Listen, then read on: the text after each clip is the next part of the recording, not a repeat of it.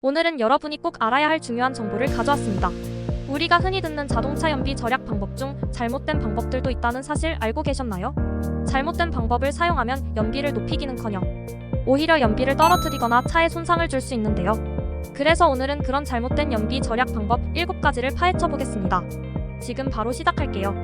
탑 7. 주유는 동이 뜨기 전 새벽에 하라. 휘발유는 기온에 따라 부피가 변화하는 성질이 있다고 합니다. 그래서 휘발유는 추운 날씨에도 밀도가 더 높기 때문에 새벽에 주유하는 것이 조금이라도 이득이다 라는 썰이 있는데요. 그럴듯한 말이지만 실제로는 그렇지가 않습니다. 왜냐하면 기름을 저장해 놓는 탱크는 지하 깊숙이 매장되어 있기 때문입니다.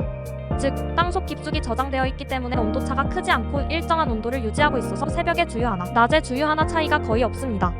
탑 6. 에어컨을 끄고 창문을 여는 게 연비 절약에 도움이 된다. 지난 2023년 9월 자동차 보험회사인 삼성화재가 한 가지 재밌는 실험 결과를 발표했는데요. 삼성화재는 고속주행을 할 경우 창문을 열고 에어컨을 끄고 운전하는 것이 에어컨을 켜고 창문을 닫는 것에 비해 이득이 없다고 결론을 내렸습니다. 주행 속도 및 주행 환경에 따라 추가적인 연비 차이가 발생할 수는 있겠지만 창문을 열고 주행하면 바람의 저항을 더 받게 돼요. 연비에 더 악영향을 주기 때문에 에어컨을 켜고 주행하는 것이 연비 절약에 더 도움이 된다고 합니다. 탑 5. 크루즈 컨트롤을 사용하면 연비 절감 효과가 크다. 일반적으로 크루즈 컨트롤은 액셀러레이터 페달을 밟지 않아도 일정한 속도로 주행할 수 있어 급가속, 급제동을 방지해 연비 상승에 도움이 된다고 합니다.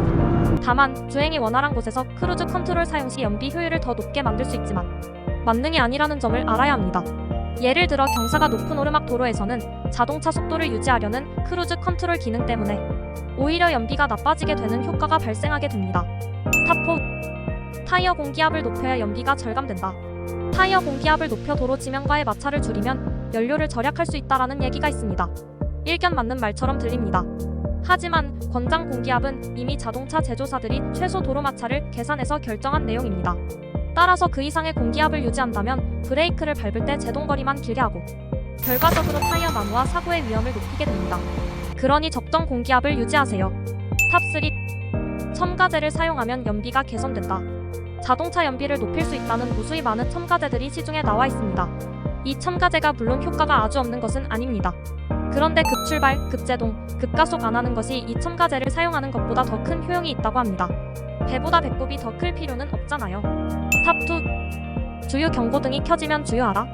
연비를 좋게 하는 방법 중에 차량의 무게를 낮춰야 한다는 말이 있습니다. 이는 과학적 실험으로도 증빙이 되었는데요.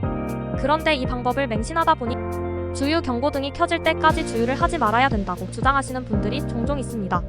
무게를 최대한 낮춰야 한다는 이유 때문이고요.